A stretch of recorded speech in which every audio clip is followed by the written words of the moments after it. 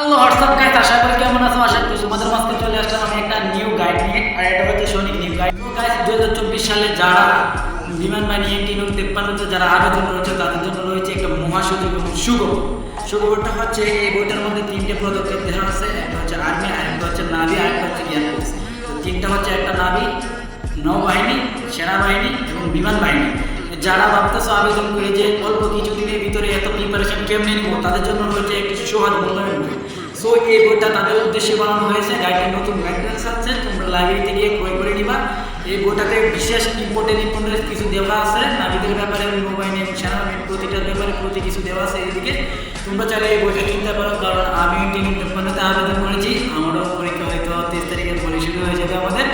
So তোমরা আমার মতো এই বইটা কিনে নাও অতি তাড়াতাড়ি, কারণ এটা সংক্ষিপ্ত রূপে বানানো হয়েছে। এই বইটার মধ্যে অনেক রকম এবং বাংলাদেশের যত প্রসিকিউরিটি আছে সব কিছু এটার মধ্যে দেওয়া আছে। তোমরা চাইলে ক্রয় করতে পারো এবং তোমাদের জন্য ভালো হবে।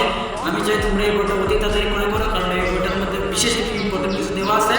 তো আশা করি সবাই গাইড ভালো থাকো। আর যারা যারা আমার ভিডিওটা অবশ্যই যে জায়গা থেকে দেখতেছো, আমি এখন প্রেডিকশন করবো, তোমরা কমেন্ট বক্সে বলে যাবে বাংলাদেশ বিমান বাহিনী কত জায়গায় প্রতিষ্ঠিত হয়েছে।